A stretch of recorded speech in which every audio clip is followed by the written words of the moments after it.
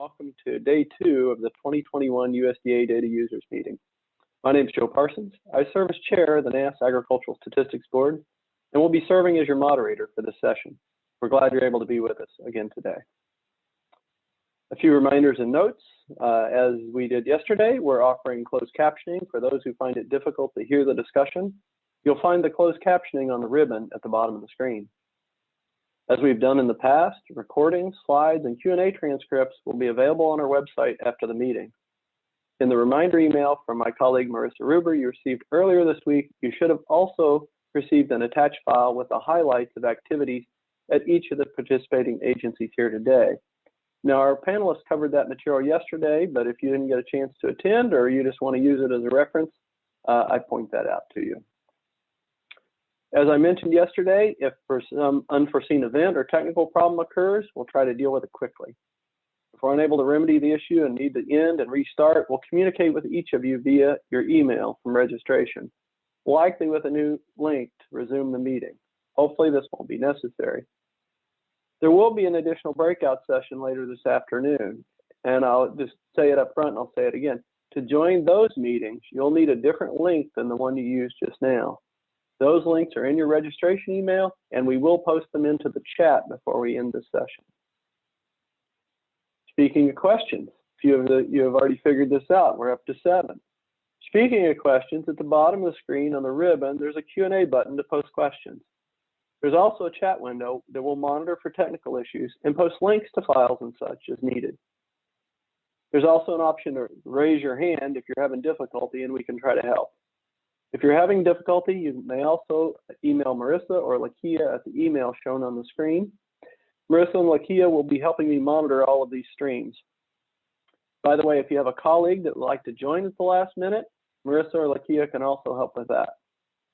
Now, we're going to plan to generally answer the questions posed in the Q&A verbally. And so it'll be helpful if you include your name along with the question. And part of that is we know that a number of you are in kind of listen-only mode, and that's fine. But we've pulled forward the questions that were submitted in email that we didn't get addressed in any breakout session yesterday or that we didn't think got addressed, and also any questions from the breakouts that didn't appear to get answered. And we'll try to weave those in as we go through our time here today. We're going to answer all the questions that we have within our time limit. And then those questions, and then any that we don't get to, we'll post answers to all of the questions along with the transcripts. And by the way, I would point out that all of the breakout sessions yesterday, they were taped, as well as this session, and the sessions later today are all taped. And the ones from yesterday have already been posted, and you should have received an email to that effect with the link.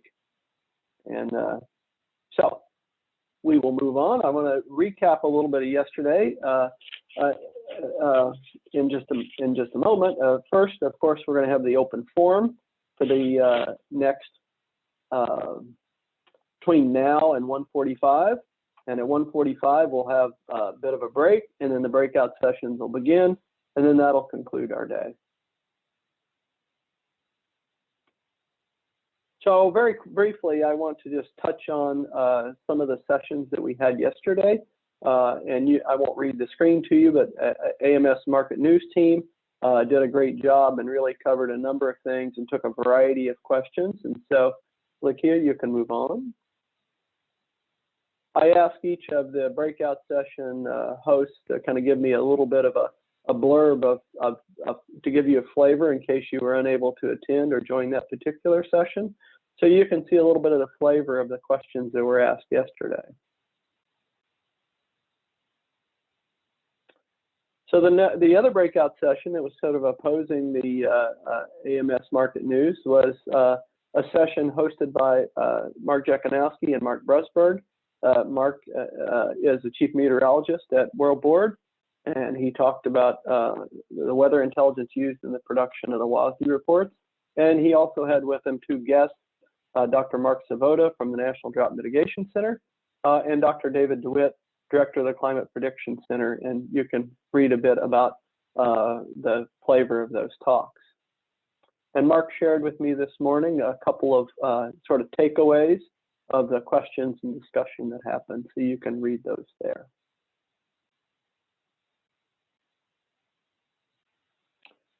The NASS Grain Stocks Program, Lance Honig and Jeff Bailey and Chris Hawthorne of our NASS team sort of walked attendees through the entire process used by NASS in determining our grain stocks estimates. We went through and did some detailed discussion of procedures that we use from sampling through estimation, as well as how NASS uses the balance sheet.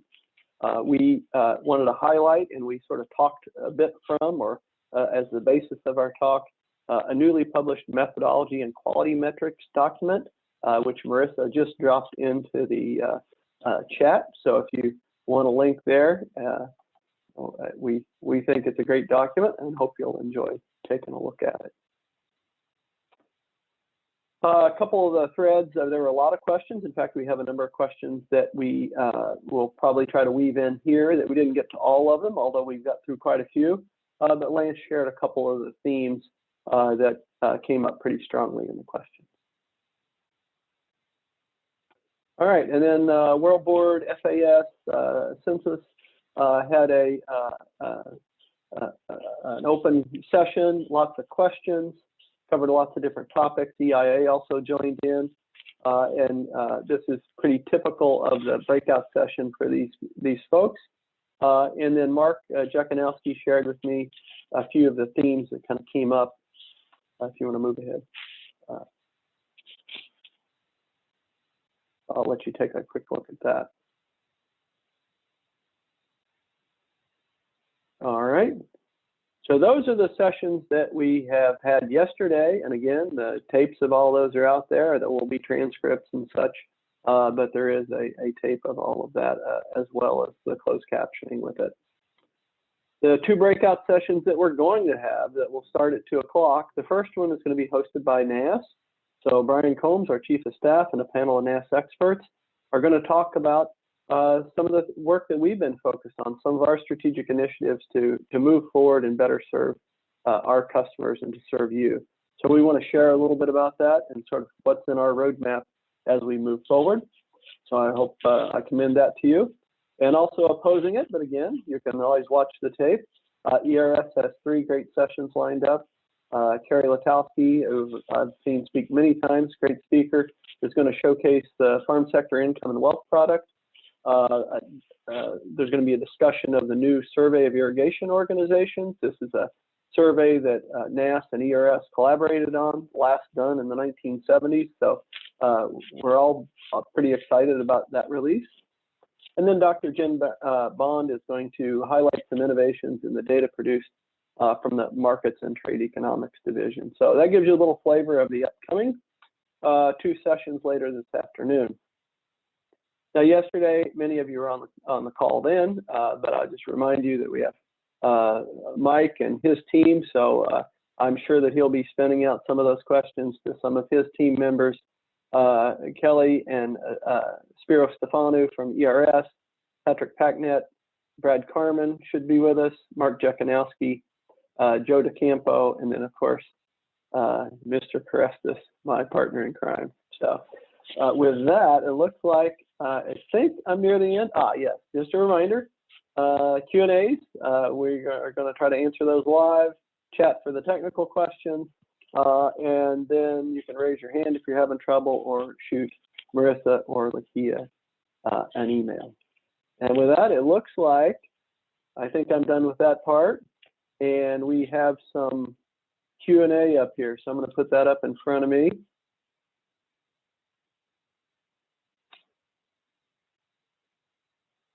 Let's see. I am going to start with this was, I think, emailed before. So this is a question from Tim Martinson. Lance, I think this one will probably be for you. I have a question about incorporating GIS into acreage estimates. 2 of our extension programs have GIS maps, often including variety planted. This is with respect to grapes, as I recall. Probably encompassing 2/3 of the grape acreage in Washington. What's the prospect of using GIS and AI to identify crops and track acreage? Sure, thanks, Joe, and thanks and I for think the question. There's a related And I think there's a related question if you want to take that one at the same time.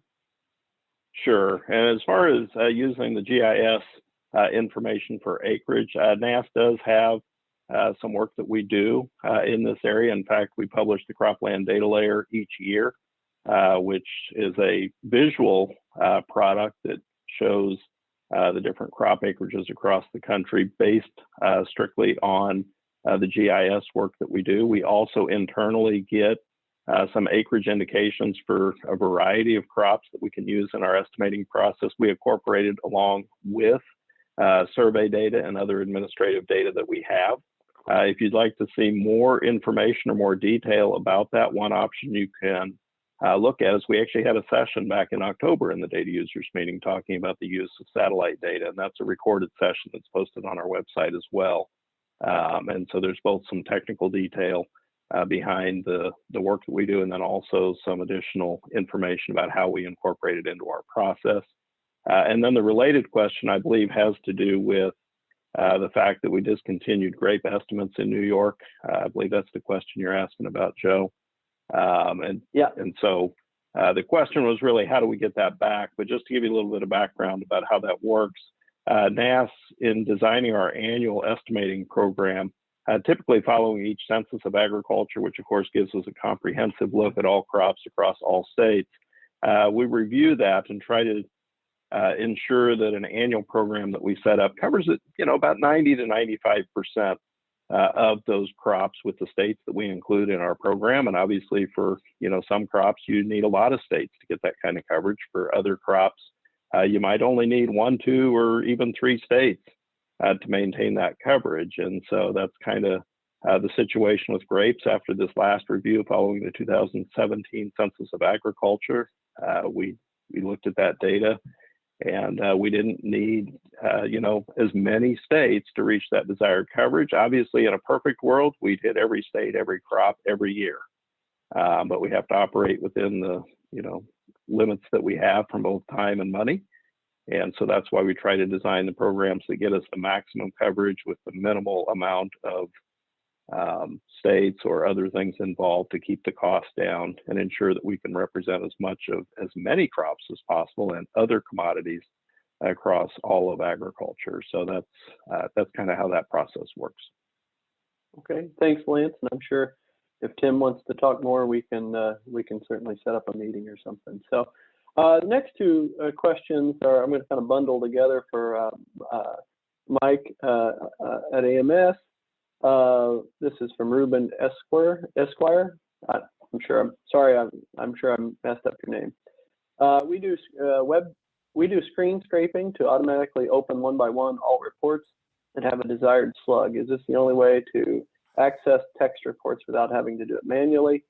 And then the second question right with it, the text reports are not always uniform. This makes automatic data extraction extremely challenging. Do you plan to standardize 100% of the reports that are published in text format? Yes, good afternoon. Good question. I had seen that earlier. Actually, we, for the last several years, have been moving away from text reports as we've developed our new platform that we've been moving market news to, called My Market News. In that development, we learned that technology is not being invested in text format. It's all in delivery of data through APIs. And so for the readers, we've created, transition our reports to PDF format. But for folks who want to easily download the data that's published in those reports, we have an API for the My Market News, our voluntary information, for our livestock mandatory information as well. And I've already provided those links to Marissa to share back in the readout of this meeting for where to find that information, where to find help with setting up an API query. So every day you get that information and it'll be in the same spot every day. Okay, thanks. Mark Jekanowski, you might have touched on this yesterday in your breakout, but I'll go ahead and read it. This is from Paul McAuliffe. The USDA flashed major export sales announcements to China. Why didn't the WASDE report on April 9 reflect that increase? WASDE maintained March WASDE corn imports by China at 24 million metric tons worldwide, where in fact U.S. commitments to China were at 23 million metric tons, and Ukraine shipments September/March for 6 million metric tons. Please explain why the WASDE is not reflecting official export commitments from the Ukraine and the USA. So, Mark, I don't know if you or Mike are going to take that one on. Yeah, sure. This is a question that we did get a little bit in advance as well. So I'm going to turn it over to Mike. I know this is in Mike Jewison, Feed Grains chair. Okay. It's in his wheelhouse, so I think you can take it from there, Mike. Common question. The thing I'll note too, for the record, total commitments are all accumulated shipments plus outstanding sales, of which a sizable 14 million tons still remains on the books for China that has not been shipped. And also, definitionally, what's that China corn import number? That is the imports as reported by China Customs on an October-September basis. So our China corn import forecast as of the April WASDE reflects 9.4 million tons in reported imports from all origins from October to February. Thus, to reach our 24 million ton number for the marketing year, for the remainder of March through September period, you need to average 2.1 million tons, which is larger than the 1.9 million seen during the October to February period. Our current expectations are for strong exports from the U.S., contrasting with gradually declining shipments from Ukraine. All right, thanks. I'm going to go to a question from Marvin, and I apologize, Marvin Hokima. This is probably for Travis at NASS. Does NASS have any plans/interest in surveying dairy/whey, Permeate, and UF milk production inventory data? Travis, are you out there for us? Yeah. Good afternoon, everyone. Thanks for the question, Marvin. At this time, NASS does not have any intentions to ask those questions pertaining to those whey and Permeate. Though if we need to explore that, we're more than willing to entertain and do the research for those items with our operations that we contact on a monthly basis. And Joe, if you don't mind, I think there was another question that Marvin asked below. Yeah, go ahead, take it. Pertaining to, I think it was quality measures, why the heifers, why NASS only publishes certain items on the quality measures. And that's, we do the milk cow, beef cow, calf crop, and all cattle, I think, are the items on the quality measures. And that's, we don't break it down for all the other items. Those are the ones that we put a more focus on the quality measures. It's not to say we could explore potentially covering more items, but that's what the logic is when we set up those quality measures, is to focus on those key items in the cattle report. As far as the calf crop being broken out by the dairy sector versus the beef sector, we've never gone down that route. Not to say we won't, but the focus here is to illustrate what the calf crop is on the U.S. basis for cattle, not by beef or dairy specific. Because even on that component, you have some operations that are crossing beef cattle with milk or dairy breeds. So which category are you going to put those in? So if they're 50-50, there's no category if you're going to go by beef or milk. So the key is to make sure we're covering what the calf crop is on an annual basis and by the first half and second half of the year. Okay, thanks, Travis. I think this question I'm going to give to Dan Crestis, and he can pass it off if he wants. This is from Jerry Goodell, and maybe there's a clarification that needs to happen here. Given the lack of enumerator input for your August U.S. crop production last year, it might be appropriate to eliminate a specific August crop outlook after last year's August corn yield was 10 bushels over the final yield. More information in the estimate might be better. Using more resources in the estimate might be better. Well, Jerry, thanks for your question. We always look for something exciting to come from you. But as far as this question goes, last year we put just as much effort into our August survey as we have for any survey out there. We were limited by the pandemic, just as any other agency was. However, our response rates were equivalent to what we've had in the past. And we did, I think, a fairly good job of setting the estimates based on the conditions as they were as of August 1. So I think we won't be making any changes, at least in the near future. August will continue on. Yeah, my recollection is there were a couple of weather events as we from August onwards, so we'll leave it at that. This question is from Carl Skolb. Given recent revisions in corn stocks, what do you think the drivers have been? Less reliable production estimates, higher farmer stocks, late harvest? Just would be interested in getting your thoughts. Thank you. So maybe we'll start with Lance, and I know if Chris Hawthorne has anything to kick in there. Yeah, I didn't catch the beginning part of that joke. Can you say that again? Yeah, one more time. Given the recent revisions in corn stocks, what do you think the drivers have been? Less reliable production estimates, higher farmer stocks, late harvest? Just interested in getting your thoughts. Thank you.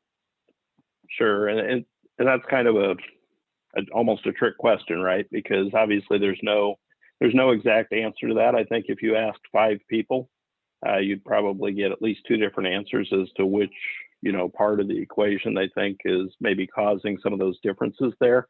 I will say that we've seen some unusual crops the last couple of seasons. Obviously 2 seasons ago, we had, really strange spring conditions. The weather got stranger as the year went on. Last year was certainly unusual from some of the late drought conditions that we saw come into play. And then of course the derecho part across Iowa and some of the surrounding states there as well. And so I think, you're going to have unusual things happen. You're going to see unusual results when you look at how that crop, disappears throughout the year. And so at the end of the day, we're going to look at both production and stocks, as we talked about quite a bit yesterday in looking at a balance sheet. Both are factors in that equation. And so what we typically do is we look at all the data that we have supporting both production and stocks estimates, and we find the best fit. And so sometimes that means we need to make an adjustment to stocks. Sometimes it means we need to make an adjustment to production. And sometimes it means it's a combination of the two. And so we're going to take all the available data that we have. We're going to, as I said, just make the best fit with all the pieces of that puzzle that we have. Okay, thanks for that, Lance. Chris, did you have anything you wanted to kick in on that one?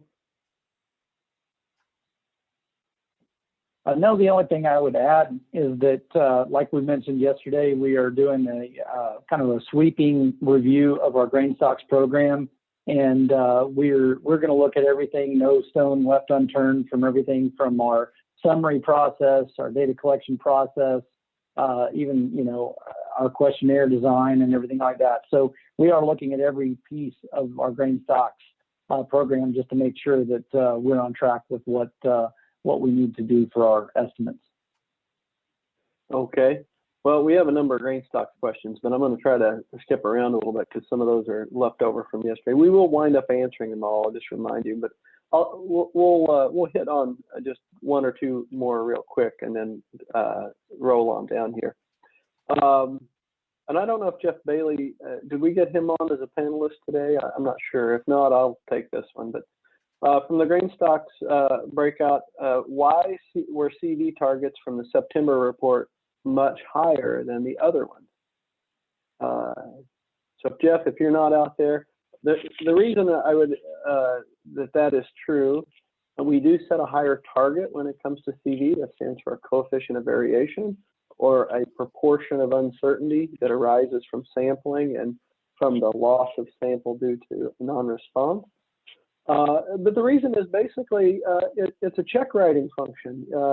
You know, in order to achieve a lower CV, sorry.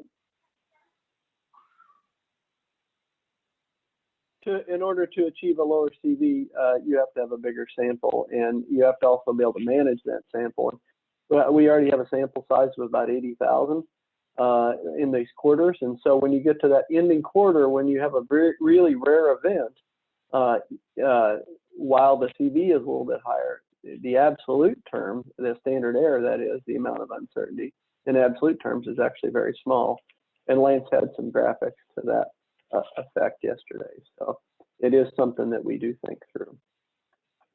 All right, I'm going to go on down here and a bunch more here. Okay, question for both NASS and World Board. When will the historical report estimates for S&D items be available in an online database? This was discussed maybe 1 to 2 years ago, and I haven't seen it yet.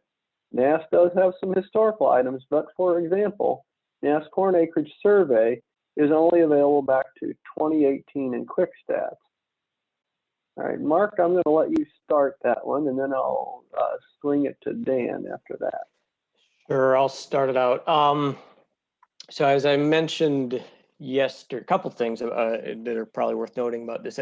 As I mentioned yesterday, we did recently put a database online that contains all of the historic WASD data. But you know, again, as I also mentioned yesterday, it's important to keep in mind that that data represents the specific data that was reported in each WASD at the time it was released. So it doesn't include historic revisions for those individual data points. It's just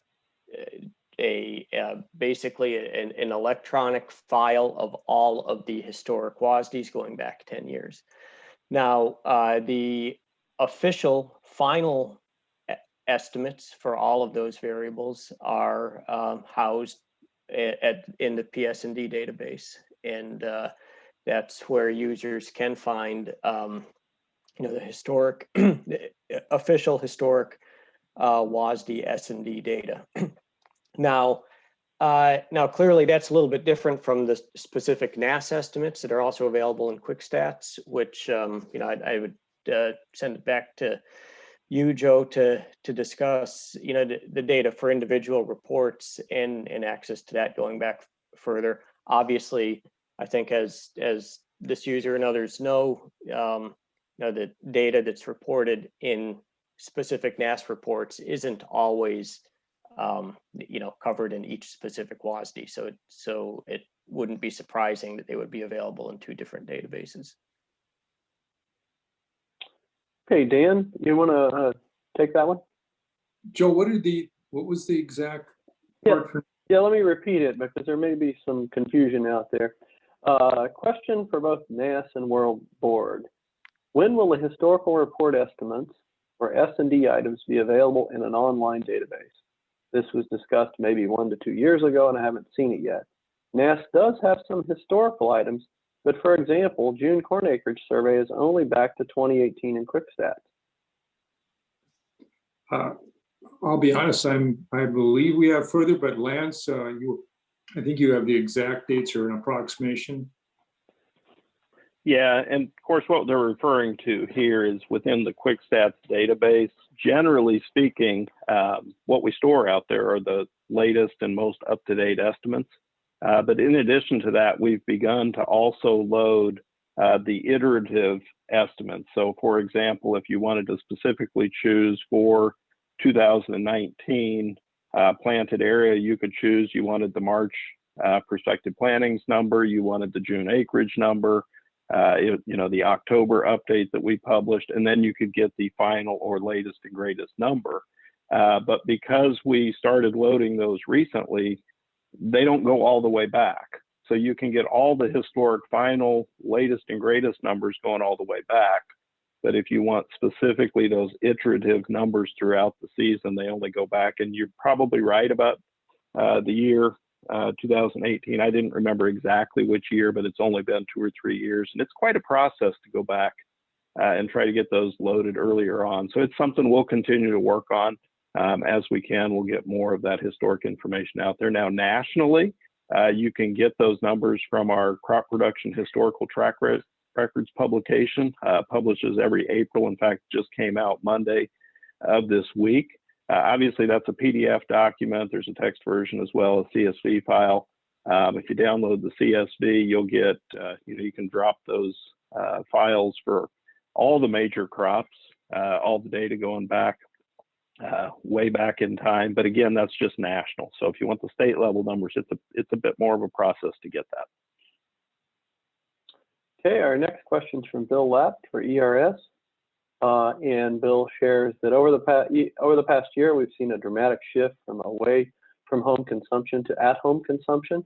It would be extremely beneficial, if not already completed, to have historic estimates of away versus at-home consumption of beef, pork, chicken, turkey, dairy products, egg products, wheat, flour, rice, etc. So I don't know, Spiro or Kelly, if you want to take that on, or if you. I'll jump in here real quickly. We do actually. We have one of our COVID working papers has come out. I believe it's out already. Will soon be out. That does the food away from home, food at home consumption by the different meat products. There's some data there. It's I don't think it has a historical data there, but if we don't have it available, someone's checking right now. We can certainly get that for you. I'm almost surely that is available, given that we've broken it out over the past year. Kelly, did you want to add anything to that? Yeah, we also have a data product on our website called Food Apps. It's from the National Household Food Acquisition and Purchase Survey that allows you to download CSV files and such. I believe it was last updated though in 2017. So I don't know if it's going to give you the more recent information that you're seeking, but would give some of that detail as well. And there's a Food Apps 2 project in progress right now too, where so these data will become available in the near future. But we'll check for you, Bill. Okay, great, thanks. I think this is probably for World Board, maybe FAS. Is the corn China import data handled the same for other countries as such as Japan, or was that the same way China's soybean imports were handled this year? Mark, I'm not sure I quite tracked on that one. Maybe Keith, do you want to give some thoughts on that? I don't Keith know or what Mike. honestly, I don't know what the question means about how soybeans were handled. Yeah. I assume it's a data source question, Keith. Okay. The import data source, right? Yeah, so we rely on the China import data as our official source. We cross-check it with exporter to data through the year. And the other answer for that on the corn side, we would use the Japan's official import data for their import number. And just as an aside, it varies by country and commodity, whether we're talking exporter data or importer data. There's no set. Again, it varies by commodity. So wheat might give you a different answer than corn than oilseed. So. Okay, great, thanks. Question from Jerry Goodell. The crop quality hurt the 2019 numbers. Did crop moisture change in the samples have a big late yield correction in corn? I don't know, Chris or Lance, do you recall that?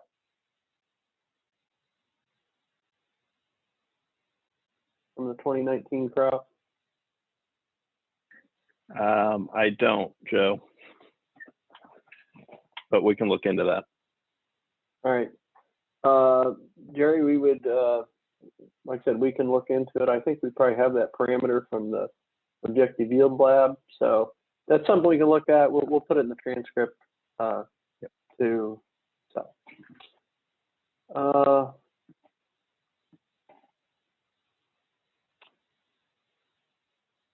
you know, actually, I had a question I want to roll back to that was right at the very top of my list, if I remember. There was a question, it was addressed to WASD, but I think it's actually an ERS question. I don't see it here, and I'm not sure that I got addressed, but it was around the availability of the next fruit and tree nuts outlook report. So, Spiro, I'm sorry, I don't have I can't see where that question is, but I know we had that from before the meeting started. Yeah, So I saw that question. I saw, Mark, I saw that question as well. It referred to the, I think the tree nut WASD. And just to point out that, you know, the WASD doesn't cover any fruits, vegetables, or tree nuts. So I think what he was referring to there was probably the ERS fruit and tree nut outlook report. So Spiro or Kelly. Yes, that comes out twice a year in March and September. So the March was recently released and the next release will be September. I believe it's either the 29th or 17th is specifically the date that the next report will be out. Okay, great. Questions from John Ellis. I don't know if Travis, I know he had to step away, so it may be Scott Hollis. If not, I guess Dan will take this. When will the 2020 poultry data inventory estimates by county be released and in what format?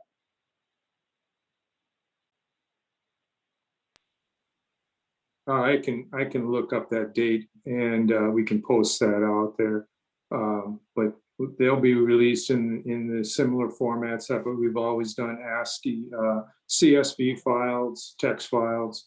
And of course, they'll be out there on QuickStats as well. So we can get that exact date and we can post that in the response, Joe. Okay. This one's from Matt Clark. First, thank you for spending the resources on API development. It is a major efficiency help. Keep it up. Second, with the growth in almond and other tree nuts industry, will additional resources be spent on price and yield tracking? I'm guessing that one comes to NASS, at least at first, and maybe ERS has an answer for that as well.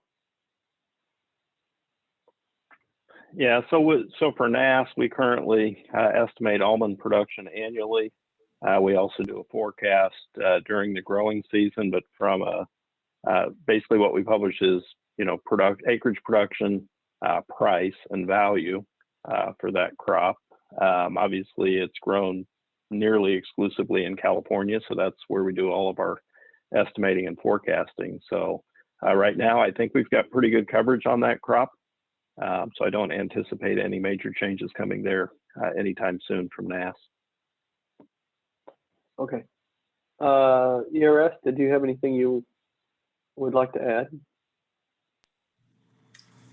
I don't have anything. I don't know, Monty, if you had anything to add on that, or Spiro?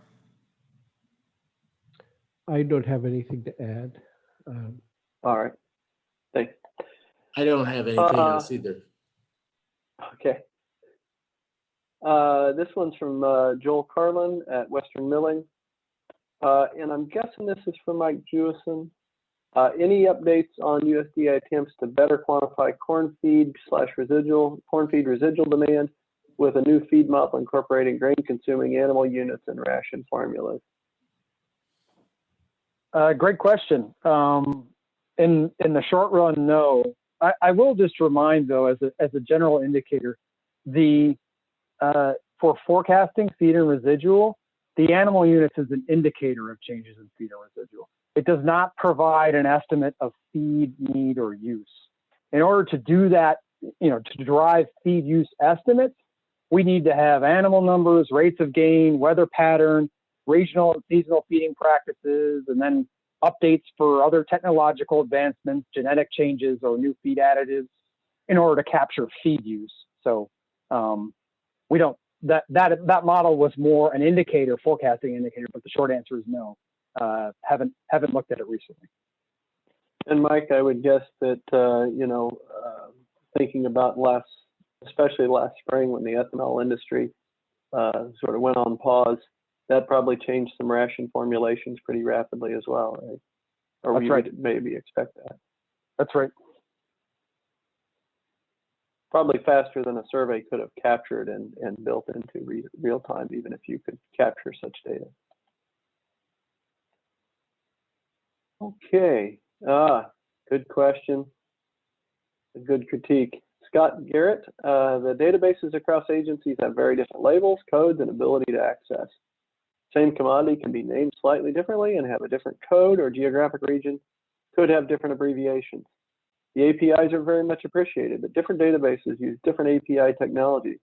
As a result of all of these things, it's very difficult to merge data across agencies. Will there be an effort to streamline any of this? There's been versions of this question asked before. I'm going to let several of our panelists see if they want to take a shot at it. I'll start with Mr. Crestis.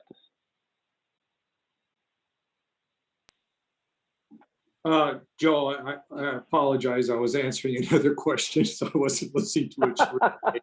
So, do you want me to read it again for you, Mr. yes, Crestis? please. I'm sorry. Okay, one more time. The databases across agencies have very different labels, codes, and ability to access. The same commodity can be named slightly differently and have a different code or geographic region that could have different abbreviations. The APIs are very much appreciated, but different databases use different API technology. As a result of all these things, it is very difficult to merge data across agencies. Will there be an effort to streamline any of this? The quick answer is yes. We've been working on obviously improving our public database. You'll be hearing more about that later this afternoon. We've also worked with AMS to try and pick up some of the techniques that they're using for distributing their data out. We're also working with the department. We would like to eventually have our database in the cloud and be able to freely share data not only among our sister agencies here at USDA, but also to the public in a uniform manner. And of course, we always work closely with the World Board, making sure that all our numbers pass freely, and we use pretty much the same format as the World Board does. So we have a really good working relationship there. Also, NASS has staff that are working within the department to among agencies to make sure that our nomenclature is similar. So when you talk about corn, it means corn to everybody. So I think we're making good progress. It is not a simple task, but we're working on it. I'll let it roll to Mark. You want to take it next? World Board. Sure. No, Dan, I don't think I have a whole lot to add. I think you're right on. This is an issue that's long been recognized, and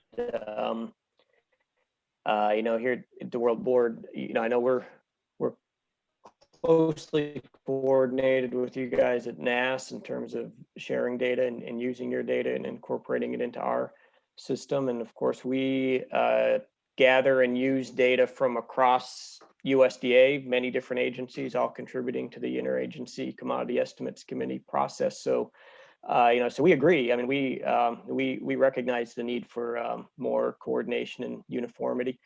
And but as you pointed out, it's a big job. USDA is a big agency, and there has been a history of agencies being relatively siloed, and I think a lot of progress has been made in kind of breaking down those silos and promoting a one USDA type of an approach, and we'll continue to pick away at it. Yep, I think USDA and other large agencies now have chief data officers, and I suspect that will become that was part of the Evidence-Based Policymaking Act of 2018, 2019. And I suspect that's going to be part of the program of work, is trying to harmonize some things. Spiro, do you have anything to add? You know, ERS not only produces data, but you guys consume a lot of data from other agencies, so you're probably acutely aware of the API challenges. Yeah, we're trying to work with them as best we can. I don't know, maybe I'll see if Kelly has something to add to that, or Monty. They might have more intimate knowledge. I would just echo what you know, my colleagues have said in terms of, you know, being aware of this issue and trying to work, you know, together and collaboratively across the agencies to make things consistent and more easily accessible, both to those of us internally who are doing the research or producing data products, as well as for the public. So it's an ongoing topic of discussion. Yeah, I would just add, I think, you know, how well we work given the diverse, you know, siloing that's going on is pretty impressive, at least from what I've been able to observe the last 8 months. So we could always do better, and we're putting a lot of resources into harmonizing our data platforms and our chief data officer activities. So thanks for that. Patrick, do you want in on this one? Patrick Pecknett? Thanks, Joe. I would just echo what all of the other panelists have said, and you mentioned the chief data officers that are now in place in all of our agencies, and the department's data officer are working to develop a overall USDA data strategy, particularly on the open data. So hope in the future, I think those efforts will end up being successful and we do get more harmonization. All right, thanks. And I don't know if anybody else wants in. You know, Mike, at AMS, you guys have a very varied data, and when you talk about regions and codes, and anything you want to add here? Well, you know, I think just to, you know, we all admit it's a challenge. Yeah, and we're all coming from different missions that we're trying to deliver. And so, you know, technology is great, you know, and I really appreciate hearing the positive comments about how, you know, we're getting there with the APIs. But again, it's the challenge is that we all look at it a little differently. We all have, again, like the regions Joe mentioned, and the way we report livestock and some of the grain and just different regions to make it in order to be able to show information. It's conflicting with other, you know, with some of the NASS regions, for example, and some things. So, you know, where we can, you know, we've really tried to, you know, to be in sync where we can. And I think that, you know, the work through the chief data officer has certainly helped with that. I know that we've, in the past, we have had some regular meetings of you know, of the agencies, and also with other parts like Food Inspection Service and others on our Food Safety Inspection Service on terminology for some of the commodities. Because I think in those meetings, you know, I think there was a difference in how everybody defined, you know, what a sow was, for example. And it's just trying to come to some agreement on what that should be moving forward has always been a challenge, but that's something that I think we've made progress to, but certainly there's more room to be gained. All right, thanks. One quick item I'll add is, you know, in some cases we have chosen to publish things at a regional level or accumulate states together just to protect the confidentiality of individual respondents, if in the case of some business surveys, and or, you know, make sure that the data are fit for use. You know, sometimes when you really disaggregate data, that uncertainty level really rises, and it's not really quite so great to publish. So sometimes aggregating that up, which can lead to some of this questions about, because in many cases folks want data as disaggregated as they can possibly get, and we understand that. I'm going to I have a question. I suspect this is with respect to Cotton County data. but it's when will the 2020 cotton data become available? Lance or Chris? Yeah, well, and it could be final state level data or U.S. level as well, because cotton's on a little bit different schedule than our other row crops. So in the May crop production report, we will not only finalize the U.S. and state level numbers for cotton for last season, but also later that afternoon we'll be releasing the county level estimates for cotton as well. That'll actually be May 12th this year. So all the final cotton information for last year will come out on May 12th, state, U.S., and county. So while I have you up here, I'll hit you with another one. County level corn, soybean, and wheat yields are released in February of next year. That is February following the year of harvest.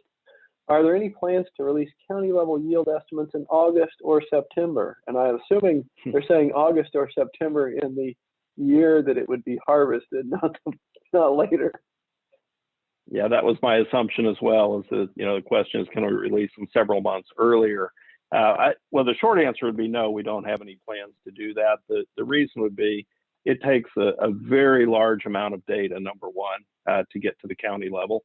And so if you try to do that during the forecast season, obviously you'd have to repeat that too, because you're not going to get final information in August or September in order to do that. And so it would be a tremendous burden on respondents. It'd be a huge lift for us as well. It takes a fair bit more time to put county level numbers together than it does state and national numbers. So it would be a huge challenge to do.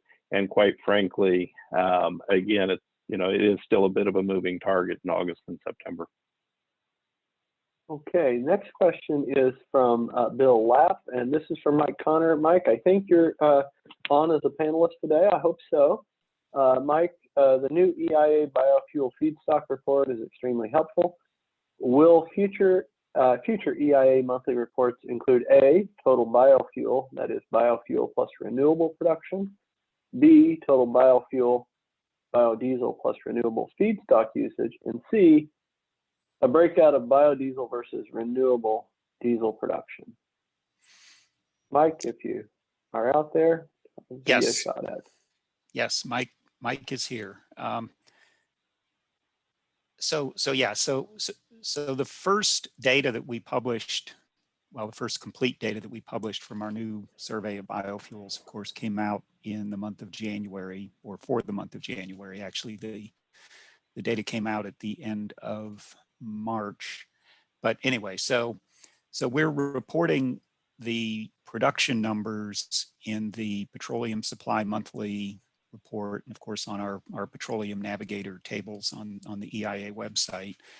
And we do, as we've done in the past, I mean, we have ethanol production, and then we have a total production of all the biofuels that aren't ethanol.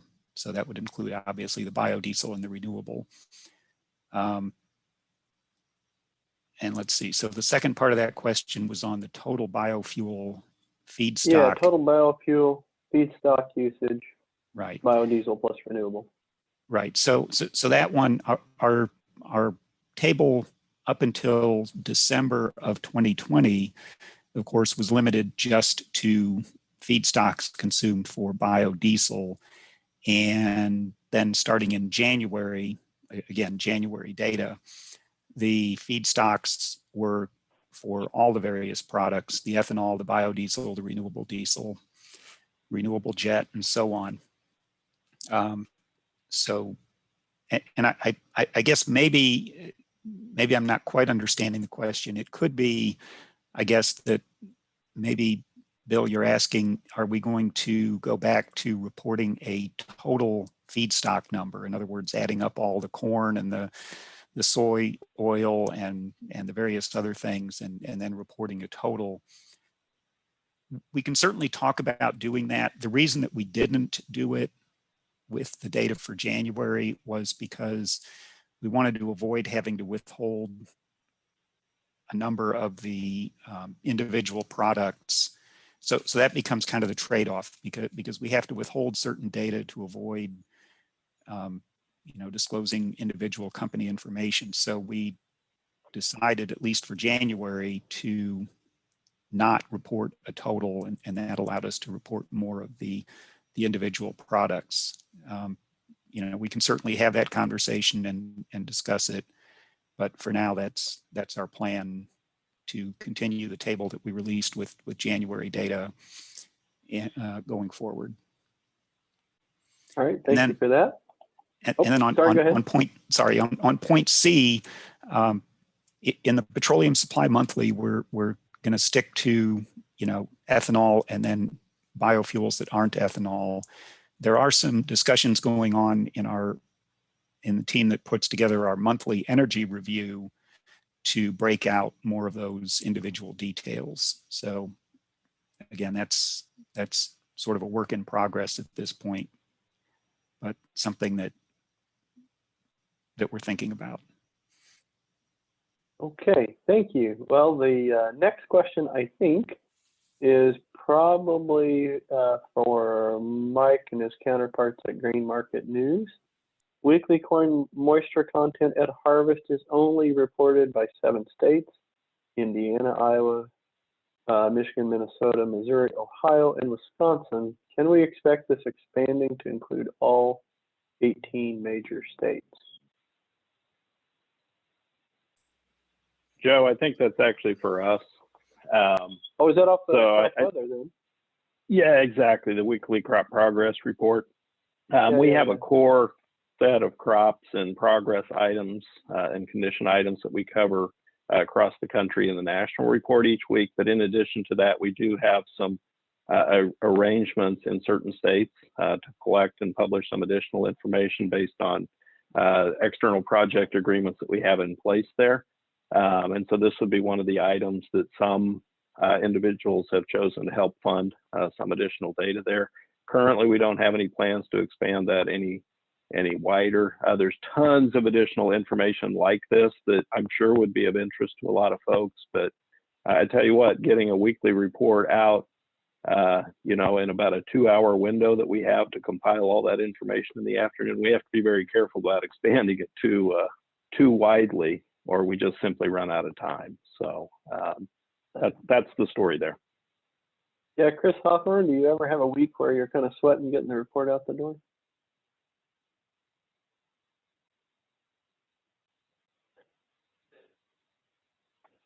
Not going to answer that one. Okay. All right. We're going to move on, and I will. We'll see if Dan wants to take this one on. This is from Becky Kinder. With the push for one USDA, is there a conversation about allowing crop numbers that are currently being reported by producers to FSA being available to NASS for reporting purposes? This would allow for more complete reporting, painting a much more complete picture. Well, let me start off by answering a previous question. June 7th, that's the date for the Poultry County estimate. So we're slowly getting the answers. As far as exchanging information with FSA, NASS has always had a good working relationship with FSA. And if we're trying to do more to make it easier on respondents by getting information from FSA, but NASS and FSA don't have the exact same farm definitions, so to speak.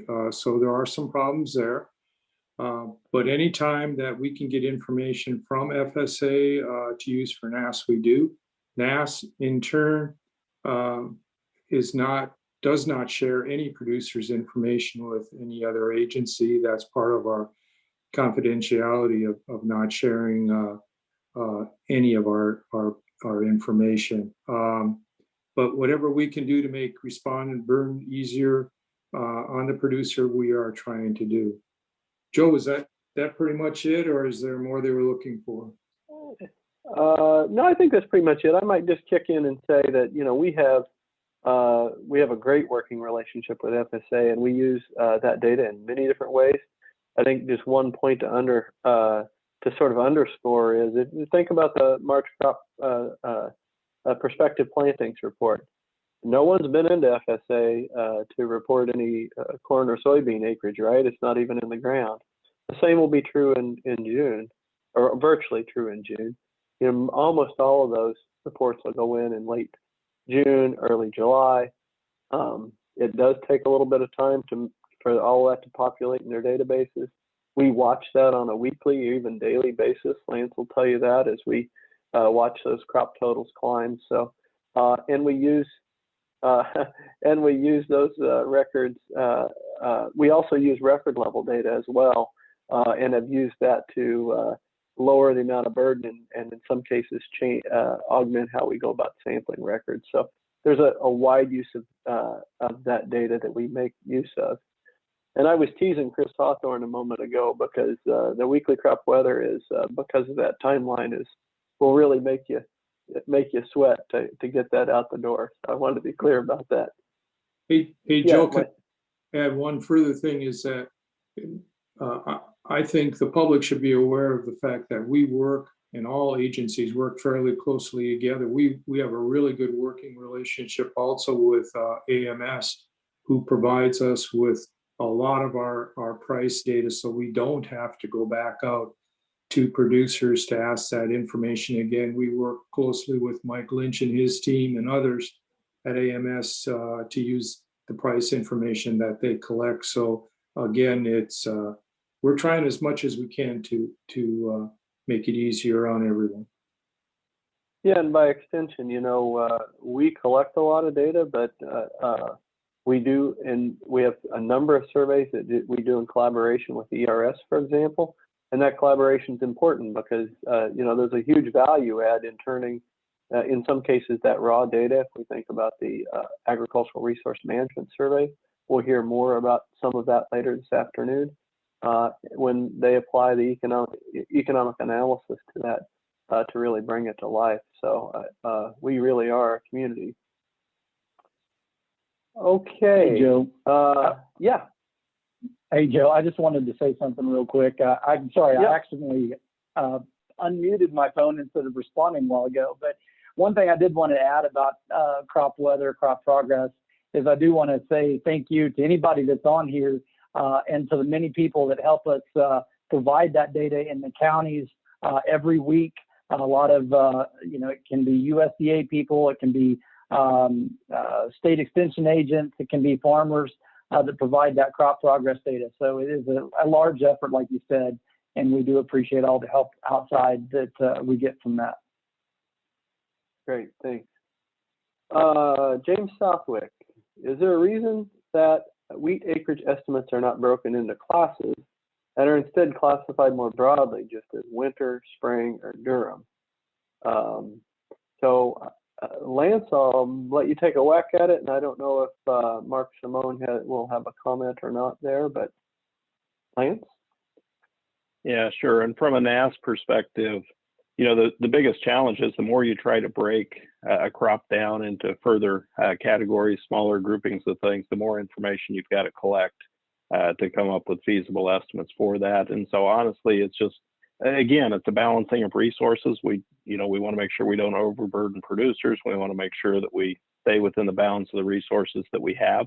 I would point out, though, that at the end of the season, we do publish a table in our small grain annual summary that does give you a percentage breakdown into those classes by state for the production estimates. And so, in fact, even on a forecasting basis, you'll see we'll give you a U.S. total production only as to how that production number breaks down into the classes. So we do provide some information back. We just don't get quite as detailed on an ongoing basis, just again, because of resources and the amount of data that it would take to get to estimates at that level.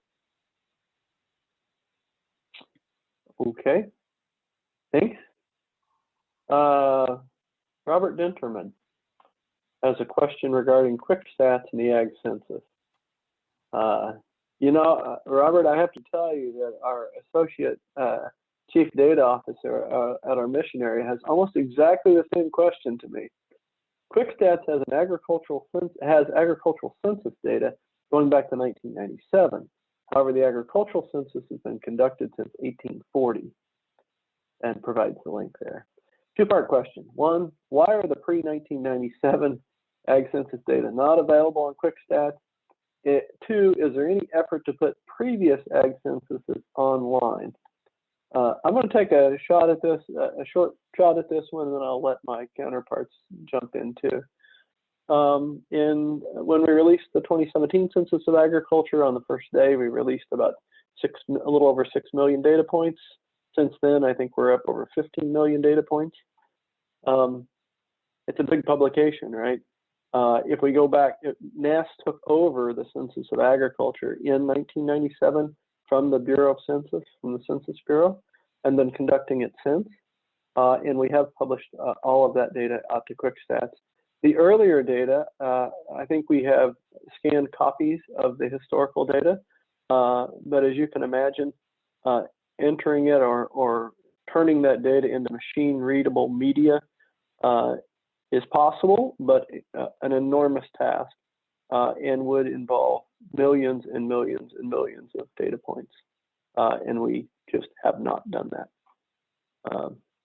Dan or Lance or any of the NASS folks?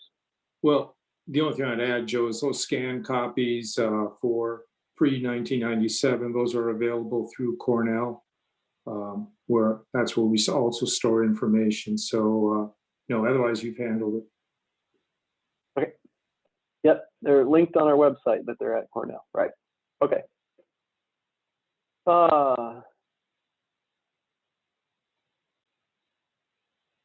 This was Marvin again on data discussion.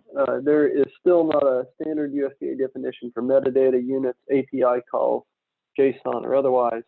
Published reference, it is common to have orphaned API calls, etc., non-machine readable formats, etc. When will there be a common USDA data standard published which agencies will use? I don't think we have a direct answer for you. I would say that that is, as I think a number of us relayed, I think that will be, part of an agenda within the Chief Data Officer community, and I expect that we will make progress on it, though I suspect it won't be super quick progress because this is not an easy thing to solve. Okay. This is from Mustafa. When do you release data on new crop yields and prices received, and what is the most current year available? I'm guessing that one is for NASS, and it sounds like a straightforward question, but I bet it's a little more complicated than that, right?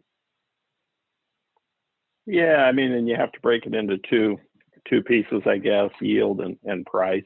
I'll tackle prices first because we actually publish monthly prices, and then we also publish market year average prices. And so monthly prices come out as you would expect every month. We have an ag prices report near the end of each month, and in there we publish the previous month's full month prices, average prices received by farmers, and then at the end of the marketing season we'll publish a market year average across all of those months.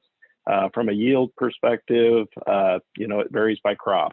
And so, for example, beginning with the May crop production report, we'll begin forecasting the winter wheat yields for the current crop season.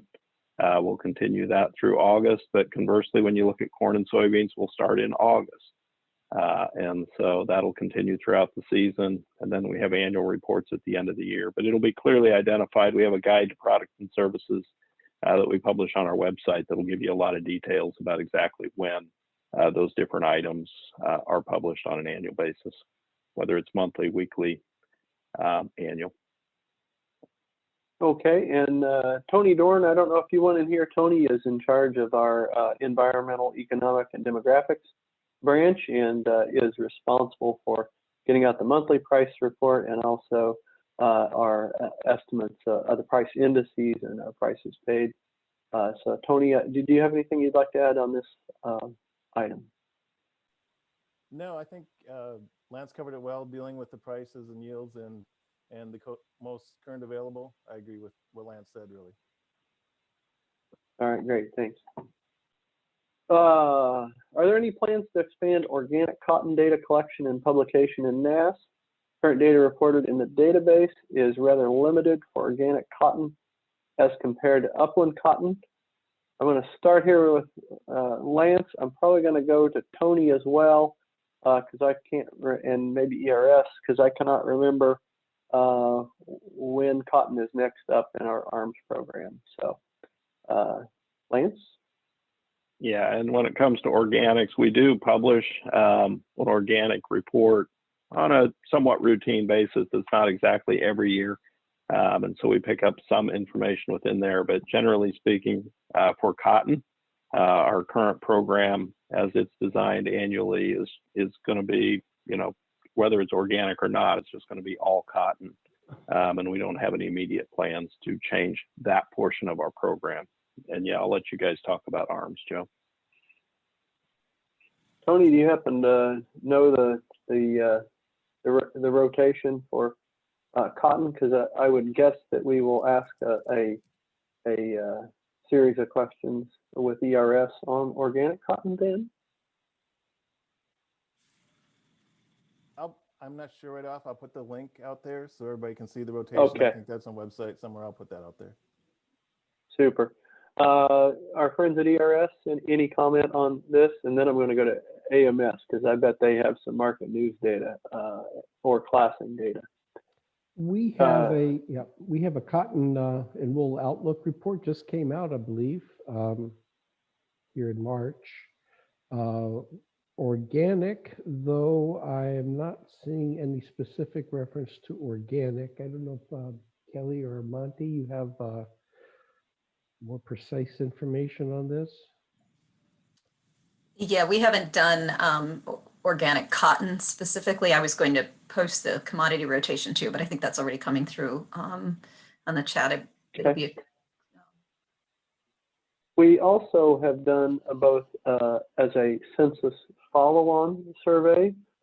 We've done organic production surveys, and we've done additional surveys in conjunction with both RMA and with AMS related to organic. The specific data on particular crops, and Lance, you may be able to recall whether cotton was broken out, sufficient to be broken out or not. I do not recall. Yeah, and that can vary because, again, as you mentioned, oftentimes that's done sometimes in collaboration with other agencies for specific purposes. And so it just depends on what the content of the organic work we're going to do is based on what the need is at the time. So generally speaking, I think the short answer would be don't look for any extensive work specifically on organic cotton anytime soon. That would be my short answer. And would RMA or FSA in their book of, in RMA's book of business, would that split out organic cotton from non-organic cotton or conventional? Do you recall? I don't think we have an RMA person on the panel. Yeah, I was going to say, I don't think they're on the call today. I know Brad's here. He could talk for FSA maybe, but from RMA's perspective, they've got a pretty extensive set of offerings across commodities, practices, and other things. So I don't recall offhand, but it's certainly possible. Okay. Brad Carmen, do you recall if FSA and your 578 data reports, does it split organic? We do. We have organic acreage and non-organic acreage to the extent that producers report it that way. Yes, but we do collect it. Great. Okay. Maybe in the chat, if you could throw a link to a recent, or maybe this past year's tabulation, that maybe be useful for Stephen. And then I'm going to go to Mike. I know you don't run the National Organic Program, but it is within AMS, and then you may have some market news data. Yes, so Mike? I'm gonna introduce Barbara Meredith. She is the director of the Market News Division for Cotton and Tobacco, based in Memphis, or excuse me. Barbara, go ahead. Good afternoon. The Cotton and Tobacco Market News does an annual organic cotton market report. It's about a 1 to 2 page report. There's not enough information for anything other than the annual. It's released in mid to late August. It includes information on both upland and Pima, the production, cottonseed prices, and then an outlook on the current crop. And that is available on our website, and I will post that link to the most recent report in the chat box. All right. So now, who would have thought that a nice, straightforward question would have so many tentacles, right? There you go. All right. I'm going to go to a question by Don Close. And this is for Mike. Is the proposal to change and consolidate the 5 region reporting districts to 3 reporting regions dead? Is there still an effort to add Wyoming and Illinois to the fed cattle price reports? Thank you for the question, Don. I don't know if dead is the right word, certainly dormant. I think that since we had that beef stakeholder meeting over a year ago in December of 19, I guess it was, where we had conducted that study and presented that information, that's really stimulated some other proposals and ideas out there in industry that are being entertained of, requiring packers to buy a certain percent of their cattle as negotiated, and if that were to come to pass, that would really, likely resolve any confidentiality issues we have of reporting the regions in the 5, within the 5 area. So I think that, that just, there are a lot of ideas out there. We never really settled on one. I don't think the industry has settled on one. We have not, looked at that for a little bit, particularly with the change of administration and a lot of the uncertainty and things going on out there with trying to reach some consensus with what the industry wants. It's still on the shelf, I guess I'd say. We just have not taken it off and pursued that any further at this time. Okay, great, thanks. This question is from Bill Lapp for Census. Year-to-date September-Feb Census soybean exports total 1,986 million metric bushels. Oh, wait a minute, million bushels. While September-Feb export inspections total 1,923. This gap is 63 million bushels, is about double recent years and the widest since Joe Parsons had a full head of hair. That was a long time ago. I'd say about 1987. Understanding the spread is critical for anyone trying to estimate stocks. Have you investigated? So Joe DeCampo. Yeah, we're aware there's been an issue since last September. There isn't an easy explanation. Of course, there's only 3 possible options, right? People file their exports as being in September, but it turns out it was August. People file their exports as being in September, but they were actually October. Or they file their exports as being in September, and then the shipment actually never goes out. So we're constantly trying to reconcile all of these things. I don't have a whole lot more. Okay. Thanks, Joe. Right.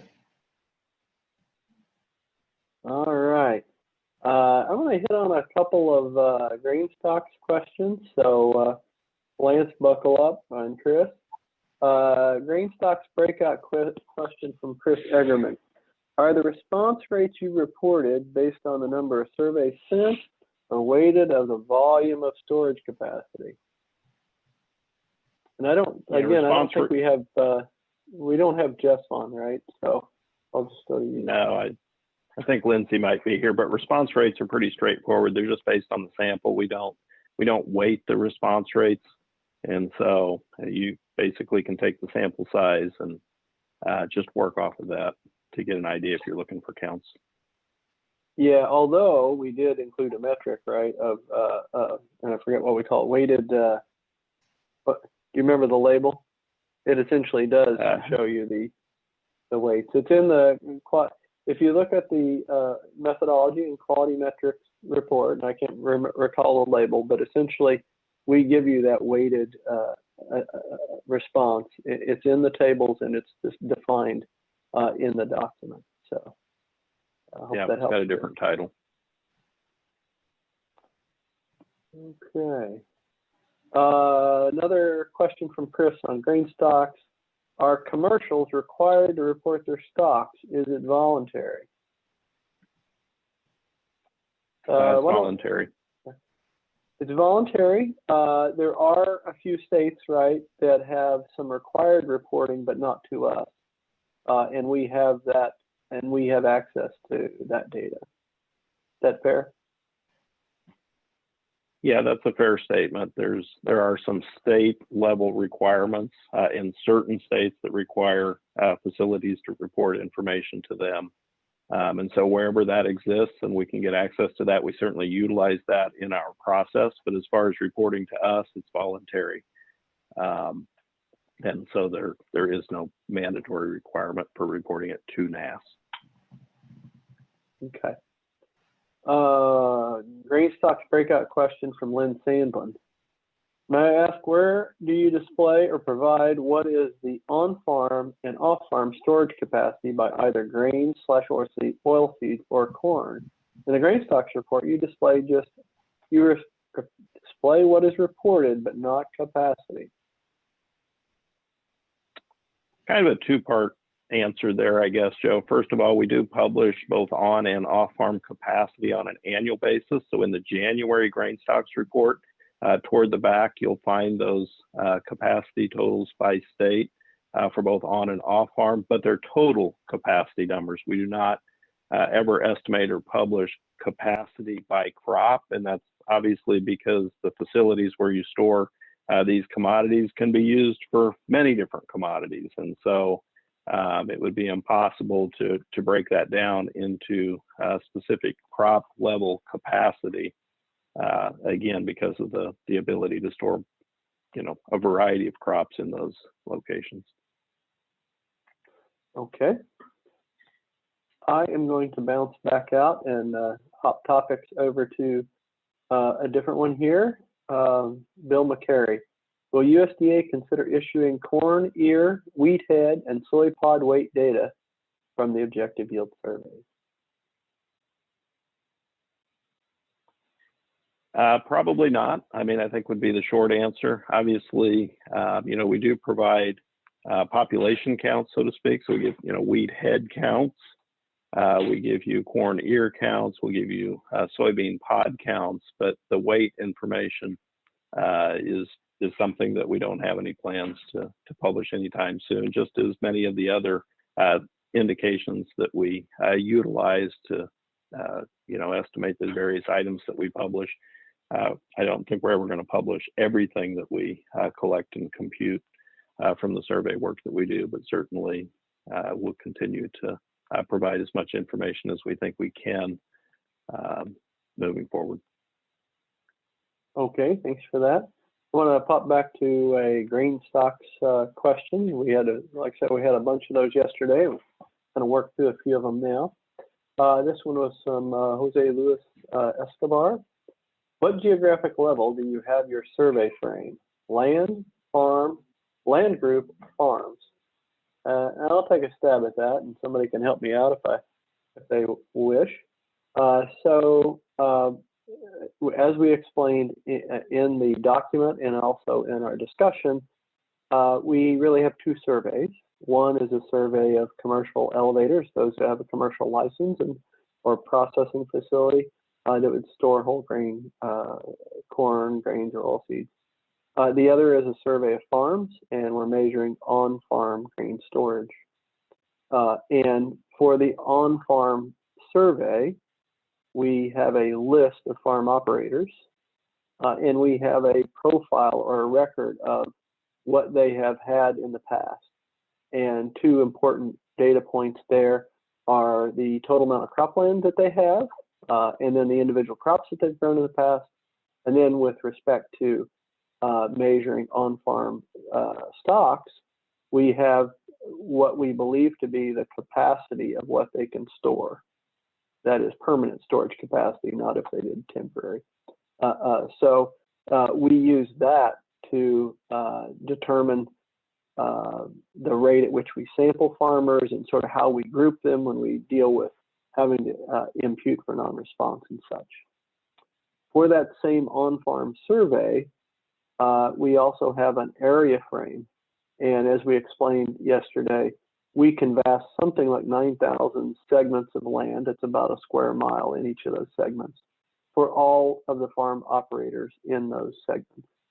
And as we do that, we then examine to see whether those farm operators are represented on our list frame. And we use that data in a number of ways. But one way in which we use it is for those farmers who are not represented on our list frame, they make up what we call our non-overlap portion. So for the on-farm survey, we really have two separate frames. One, a frame of farm operators, and another, a frame of land that covers all the contiguous U.S. And from that, we find farm operators that aren't represented on our list. For the off-farm storage survey, it is a census. We have good administrative data to define that population, and we attempt to reach all of those folks, though we don't get 100% cooperation, as we detail in that report. So, Chris, anything you'd add to that? Did I get it right? No, I think you nailed it, Joe. All right. I don't get compliments very often. I'm going to take that one. Okay. Let's go on. Grain stocks breakout question from C. Smith. Why has the residual use been so, in quotes, high over the past several reports, or so far in one direction versus private expectations? So answer, Chris? I don't know that anybody can answer that question, Joe. It's a fair question. It's a good question. I understand why a lot of people have that question, but again, kind of like I talked about earlier, I think there's probably many, many different opinions out there as to what might be influencing that situation. You've got a lot of different components that feed into a balance sheet.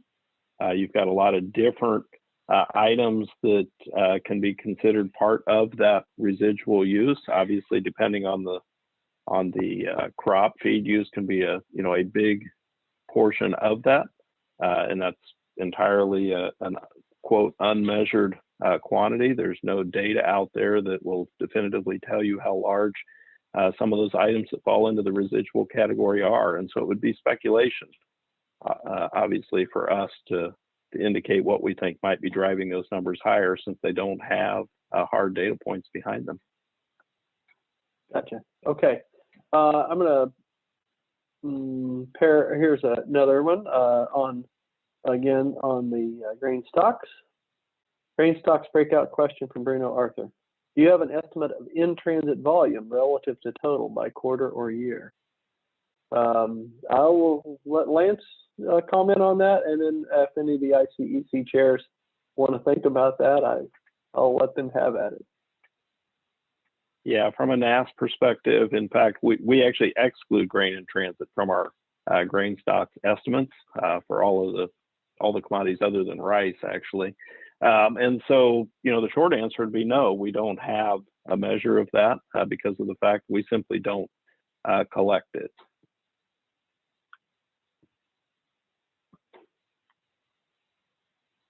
Mike or Mark, anything you want to comment?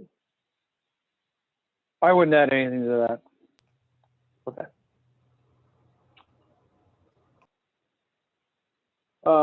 Grain stocks breakout question from Alan Brugler. How does domestic DDGS availability, production minus exports, factor into your implied corn feed use estimate?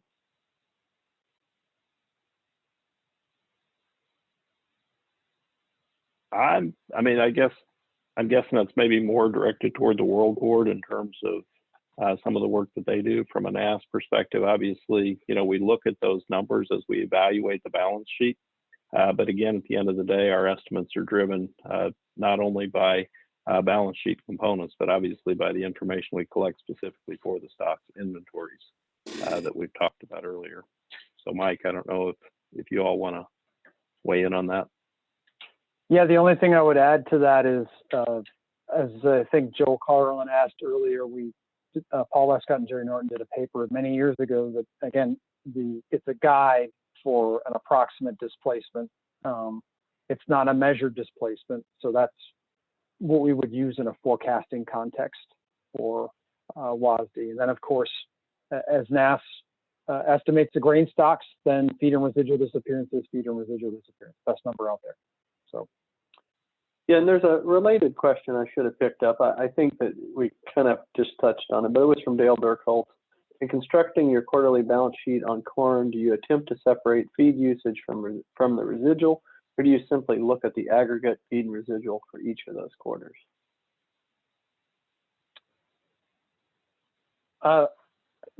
As I mentioned earlier, I guess we look at it both on an annual basis and obviously the indicated disappearance during the quarter. Understanding, of course, that the quarterly indicated feed and residual disappearance can be lumpy. So as best we can to forecast what we estimate it will be at the end of the marketing year. Okay.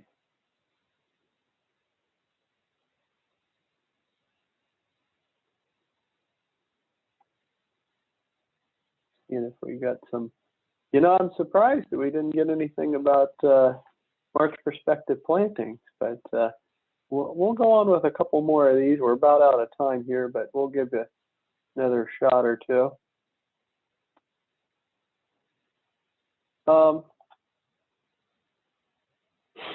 Did we touch on this one? How are target CVs set for each quarter? I presume they're based on each quarter's historic results. For the stock estimates or end of year crop dates, could you summarize how you differentiate between old and new crop supplies? Lastly, could you briefly review the prior quarter corn stocks revisions reported on September 30th and on January 12th, 2021? Oh, that's a multiple parter. We did talk a little bit about the CV targets set for each quarter.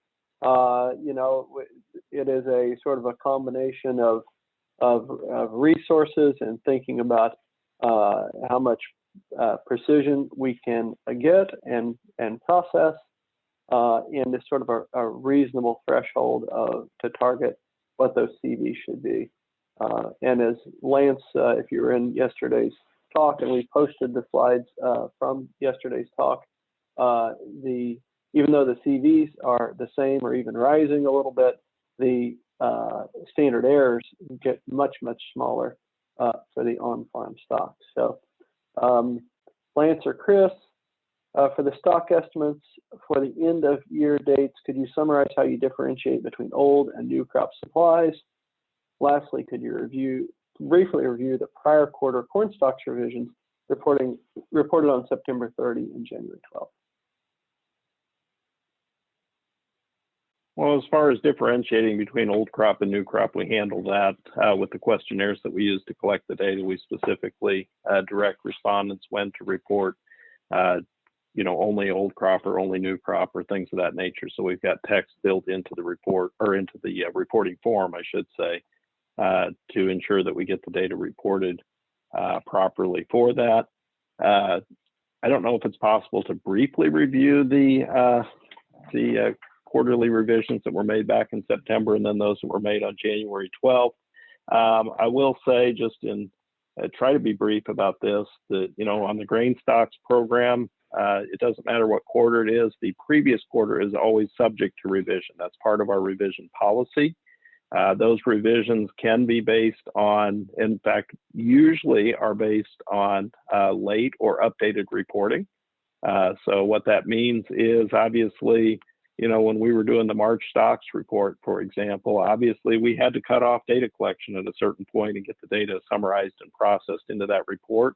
But that doesn't mean that reports can't keep showing up in the mail sometimes later than that. And so if somebody didn't get the report into us on time, but it comes in later on, then we're going to take that new updated information and work it through the process.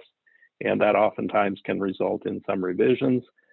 Similarly, we could have gotten a report, but maybe when they go to fill out the report the next quarter, they realize that actually we needed to make an update to what we sent you last quarter. And so when that happens again, we're always going to use the latest and best information that we have and incorporate that into the process. And then in addition to doing it every quarter, in January, we actually open up all of the previous market year every quarter in there, just to give us an opportunity to clean up anything that we may have gotten even later than that or somewhere in the process. And then in addition to late and updated information, as we've talked about, we can continue to look at the balance sheet as it evolves throughout the market year.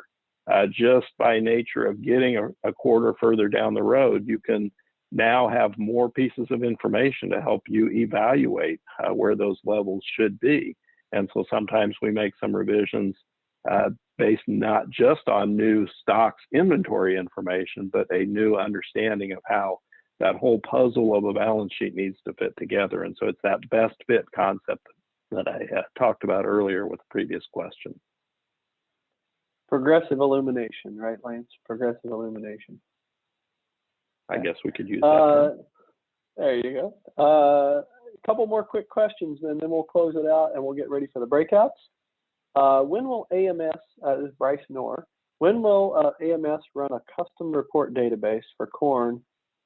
When will the AMS run a custom report database for corn be updated to include all the locations included in the daily reports? Only ethanol plants come up now with queries. I would ask Russ Travelut on our staff if he has an insight on that, but I don't think he's here. But Jason Carwall, could you take that one? I guess, yeah, I can. I guess the grain reports that we do have been moved over into our new system. And everything that we're reporting now is available there and through the API. Bioenergy is still in our old system, probably transitioning over the next couple months to the new system. So I guess I'm not sure if maybe they're talking about the old system and the grain not being there, but we do have it. We can definitely guide anyone through getting set up on that new system if they want to reach out. Okay, thank you, Jason. Alan Brugler, this is a good question. I like this question. How does NASS handle double crop soybean planting intentions in March? Do they tend to increase in the June acreage report? I believe they're only published as a % of crop. Well, so the only number you're going to see specifically on double crop soybeans is what you see, that percentage that we publish in the June acreage report. So in March intentions, what we ask farmers to report is how many total soybean acres do you expect to plant for the upcoming season. And so that would include both single and double crop soybeans. It's going to be their best estimate of what they expect to plant at that time. Remember, we're collecting that information roughly the first 2 weeks of March. And so whether you're talking about double crop soybeans or any other crop included in that report, I always like to remind folks that that is based on farmer reported intentions as of the time that we interview them the first 2 weeks of March. And so, you know, I can't tell you for sure if double crop soybeans increase between March and June because we're not asking specifically about double crop soybeans in March. It's just soybeans.